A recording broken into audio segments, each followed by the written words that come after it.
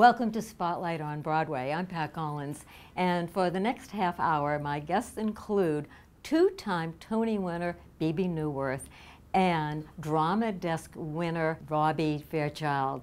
It's you, really, Robert. We'll call you Robbie. Sounds good. Is that okay? I love that. Bebe, we'll start with you because you're the multi-winner dancer in the group. And I have the most injuries in the room. Well, as an Actors Fund trustee, you founded the Dancers Resource. What led you to establish that program? I felt we needed a program specifically for dancers at the Actors Fund. We have a lot of different programs for everyone in the performing arts and entertainment. And I had just gone through my first hip replacement, and it was really traumatic, emotionally traumatic. Aside from the physical pain, it's a very, very terrible thing to be. It's terrible for anyone, but when your whole being is your instrument with which you express and your whole life, and you are so compromised that it's hard to get across the street, let alone go to ballet class, it was very emotionally traumatic. And I thought there must be something we can do for injured dancers who are going through whatever their injury is, and dancers who are within their career. They're not going to stop dancing when they come back from their injury. They're going to continue to dance. And so I suggested to the Actors Fund that we have a program for injured dancing. And it started as sort of a very confidential, safe space for dancers who were injured to get together and witness for each other and to feel each other's trauma or pain, or just to help each other heal just by witnessing. At the time, there was career transitions for dancers was outside of the Actors Fund. They are now part of the Actors Fund. One of the things that's really upsetting about being an injured dancer is keeping it a secret. So you don't want people to know that you're injured because we're so replaceable. You know, there's somebody else is going to. So when I had my first hip replacement, I didn't tell anybody until it was over because I didn't want people to say, oh, you know, I hear Bebe's not dancing anymore. No, I'm still dancing. I just got to do this thing and then I'll be back. As of late, the women have been retiring at a much older age than the men in New York City Ballet. I'm an odd exception because I was the youngest principal to ever retire from the New York City Ballet, which I thought was the weirdest thing. I felt like a rebel. And I'm fine, I can dance. I just want to do something different.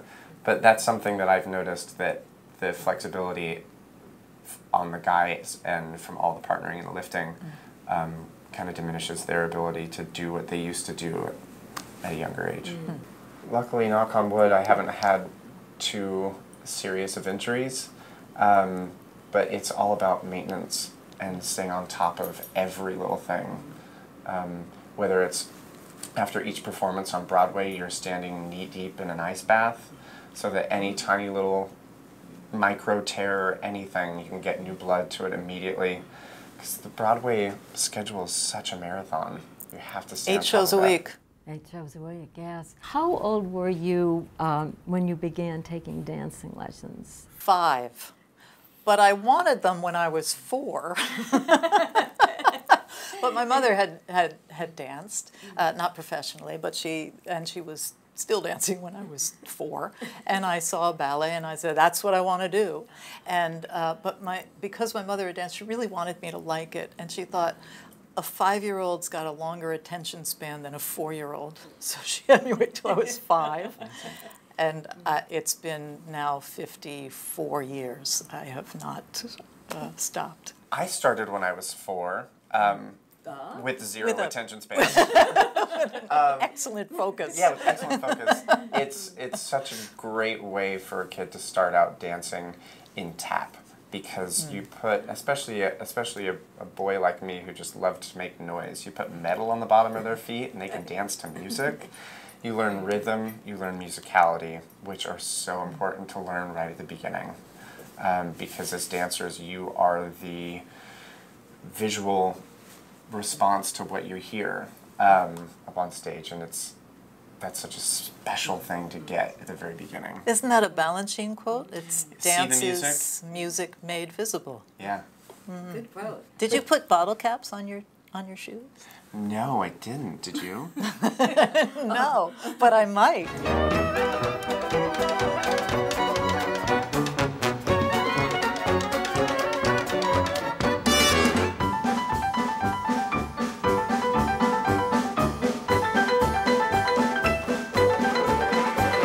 Dancer is an artist who is moved to express with their body physically in space. And so even if you don't have choreography, you're still that animal, and it's taking place inside of you. What was the first Broadway show that you attended, and did the experience give you an idea about a future career? I'm laughing because the first Broadway show I saw was Hair. Wow.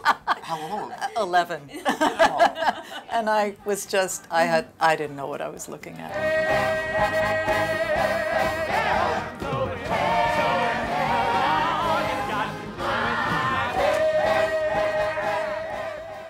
Later, when I was about 15, I think, I saw a chorus line.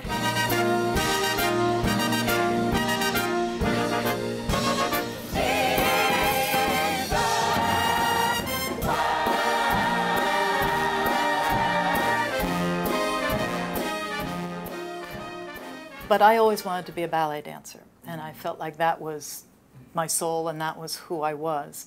And around when I was 13, and some of my friends were actually going off to SAB or going off to Joffrey to study, I wasn't as technically proficient as they were. I was a really good dancer, but I didn't have that ballet mechanism. I had something else, which I didn't realize that deserved value.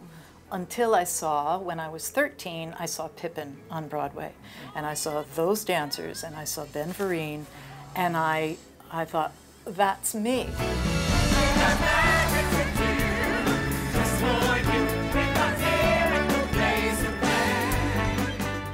And I didn't know who Bob Fosse was, and I didn't know how grandiose that might sound. All I knew was it resonated so deeply, it touched my soul so deeply, that choreography, that I went, okay, I made a conscious and subconscious switch of focus to go, theater, I'm going to dance on the Broadway stage, I'm going to do that guy's choreography.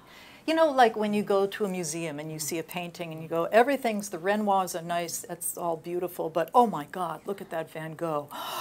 And it takes your breath away, and you go, that was what it was like when I saw the Fosse choreography. I went, that's who I am. Now I'm a brass band, I'm a harpsichord, I'm a clarinet. I'm the Philadelphia Orchestra, I'm the modern jazz quartet. And you, Robbie, was there a show? Was there a television program that inspired you? The one performance that sealed the deal was Gene Kelly in Singin' in the Rain. I had never seen him dance before, and he had passed away, and my mom said, you need to see this. It was like in February, so for Valentine's Day I woke up and I had the VHS of Singin' in the Rain waiting for me as a present, and I watched it, and it changed my life. I'm singing and dancing in the rain.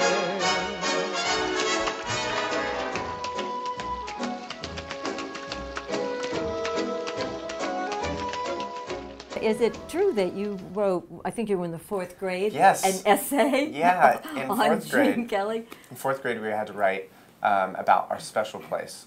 So my special place is on Broadway, because and I didn't know what this was, I didn't know what Broadway was, I just knew Gene Kelly.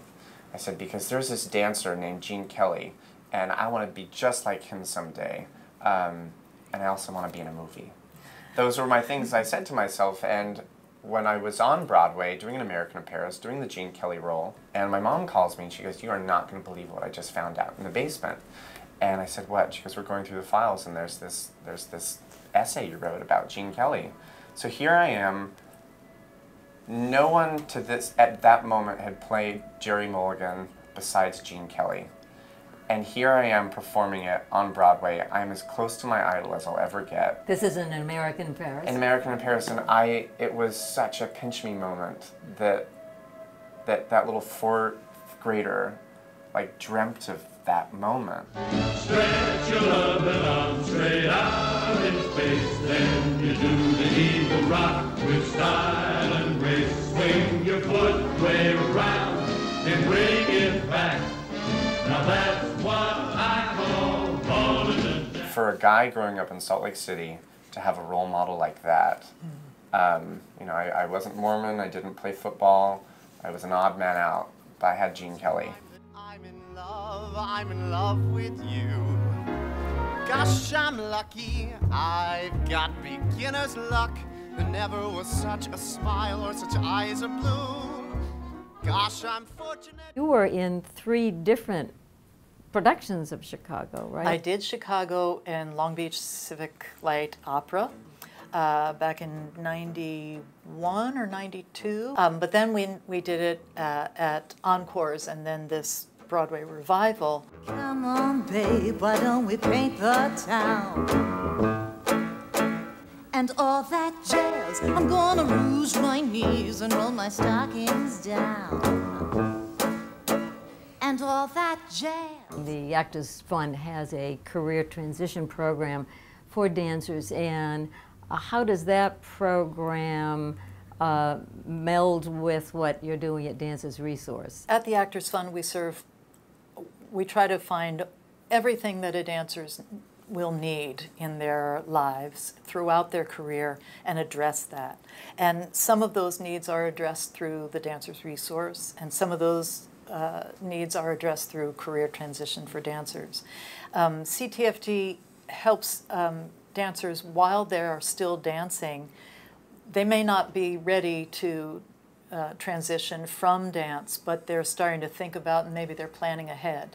And so they can come to us and start thinking about what can I start doing now to make this transition easier 5 years from now or whenever this happens. Right. And always in a setting that is incredibly respectful and respects that this is confidential and a very private and personal and intimate, deep decision that each dancer has to make. And no dancer is going to say, well, I'm this age, so I'm going to have to stop. Or when I'm that age, I'm going to have to stop. They might feel unfulfilled in some way, or they want to branch out into something later. So each individual is treated, as I say, respectfully, with confidentiality, and individually as that. What does that dancer need? What do you need? What are you looking for? How do you feel that you can manifest your best self? If a young person approaches you or you, would you encourage, and they want to dance on stage, would you encourage them? What would you tell them are the major pros and the major cons? I think you never know what job is going to come your way, so don't limit yourself to just ballet. Tap, jazz, modern, character, singing lessons, acting lessons, because when there's no words to speak, you sing. When there's no song to sing, you dance. It's all communicating, it's all storytelling. So figure out as many ways as you can to express stories with your body, with your voice. And your advice? My advice, I think, is, I don't know who made this up, but it's if you can't imagine yourself doing anything else, then do it, because it requires a lot of hard work, dedication. The joys are transcendent, but the realities, some of the physical realities are very, very difficult.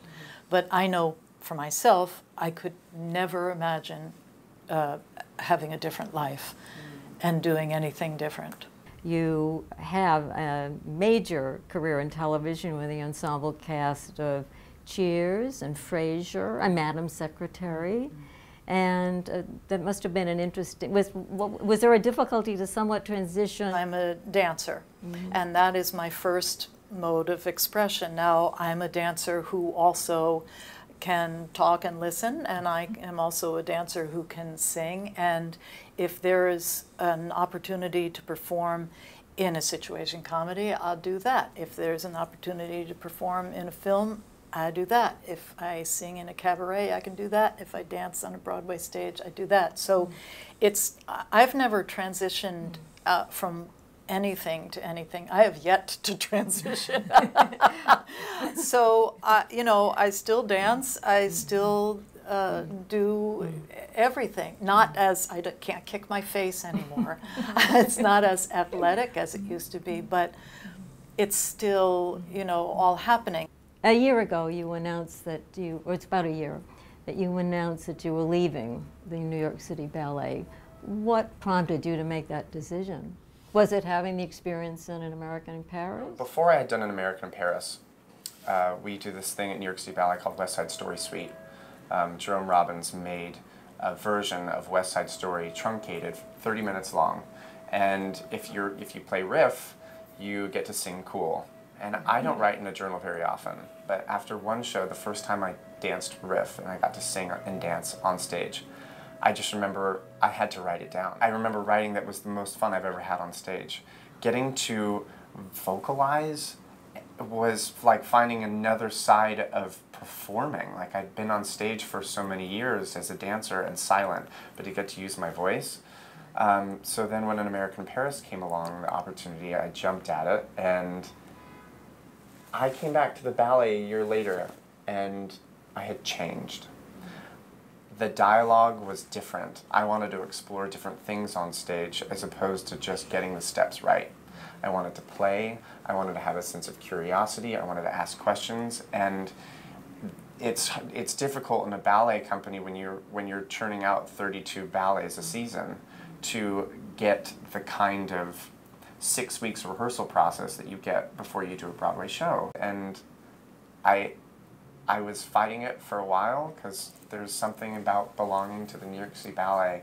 It'd been my home that was scary to think of leaving.